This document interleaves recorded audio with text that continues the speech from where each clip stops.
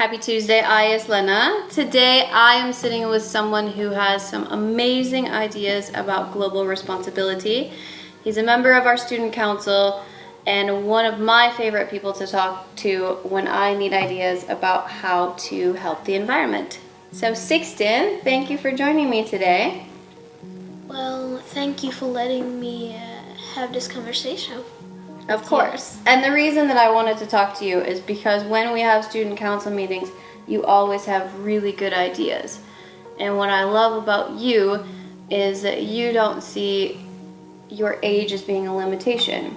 You think about all the things that you can do and you don't make excuses like, oh, I'm only 11, so I can't help with making the world a better place. You always come with ideas. So I would love if you could share some of those today. Like, what are some small things that even kids like you could do to help the environment? You could have less screens, because screens, they take up energy when you use them and then you charge them.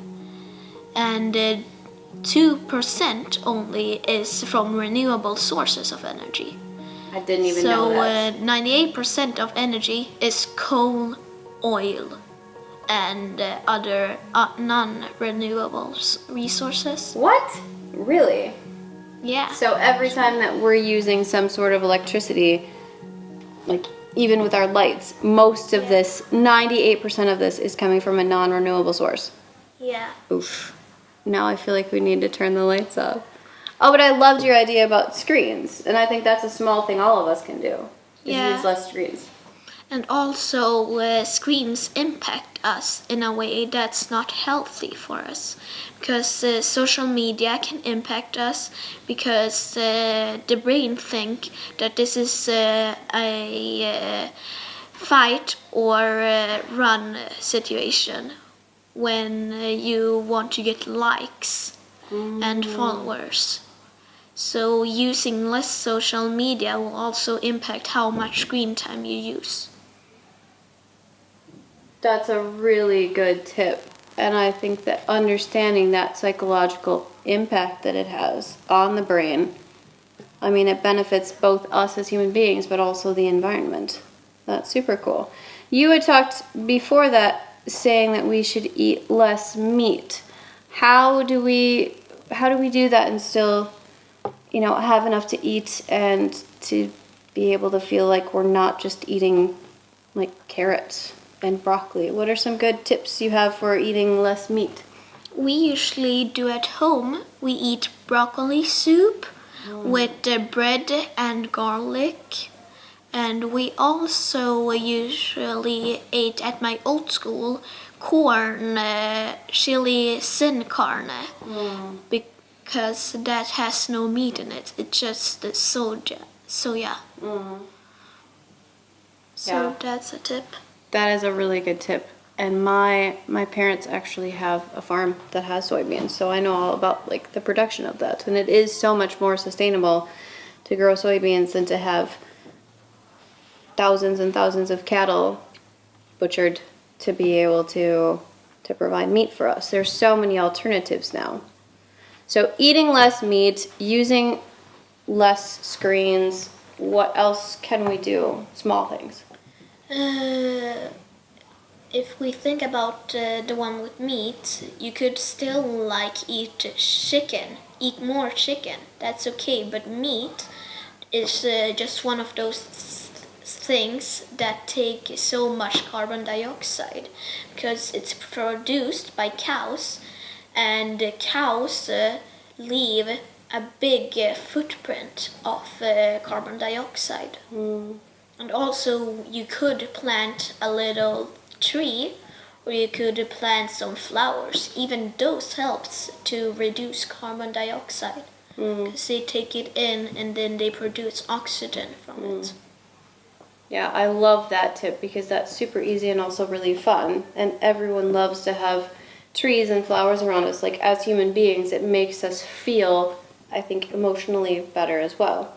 Yeah. Was it you that came up with the bee hotel idea, or was that someone else on student council? It It was actually me because the bee hotels right now bees are dying in a rapidly fast movement, and if we don't help these bees, they're going to go extinct in like 2040, I think. Really? Yeah. What is the problem with bees right now? Is it loss of habitat? Do they have nowhere to live? Yeah. What's the problem? It's a loss of habitat and also the climate change because it makes it harder for them to live. Well, I loved that idea because it was something super simple to just put together a little wooden structure, but knowing that that is a place that can keep bees safe is really cool. And then when you told me about this, and I've never heard of bee hotels in my life, my son and I went biking last weekend and we saw big ones. Like big ones that were just in the forest by Farsta. It was so cool to see that other people are also implementing these ideas. Yeah, and also scientists have shown that animals or insects just can make an impact on how you feel. Really? Yeah. If we take, for example, animals, they can make you calm. They can take away stress. And also insects like bees, if they fly around, you can think they are cute, because they are, and then you get calm, because you can see them. Yeah, I love that. And then I think that all of these things are so important for each of us to do. I was reading a book to my children last night when they went to bed, and it's a book that I had when I was growing up, so it's like really old. And it's a book called People, and it's just a lot about diversity and a lot about, different cultures, and it's super cool. But at the beginning of the book it says, on our planet that we call Earth there are 4 million people. And I had to stop myself and say, like, okay, boys, this book was written a while ago, like this number is not accurate anymore. And what's terrifying is that book was it was published in 1980. And to see that much growth of the human population in just a few decades is terrifying. And if we don't make responsible choices as humans, like now with having almost 8 billion people in the world, this is petrifying. Like it's not going to help our climate at all. Because I understand that there are obviously more people than there used to be, but to see that there are billions more in just that amount of time is really scary. And how are we then being responsible when there are more of us using like the same amount of resources on the earth? We only have one earth. It hasn't gotten any bigger. We don't have more water than we used to. We don't have more,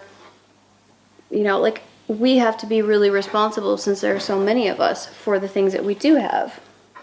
Yeah, and for this we could impact others, spread the message, like Greta Thunberg. Exactly. She's a climate activist, and she spreads the message of stopping the coal furnaces and also to start using renewable energy. I love that. And then I think the last thing that we could talk about, I know with Corona, a lot more people have been driving just because it's a bit safer than public transportation. But for us to think about how are we getting from place to place and how is that impacting the world? And I know when I was living in the US, every person in my family had their own car and we drove everywhere.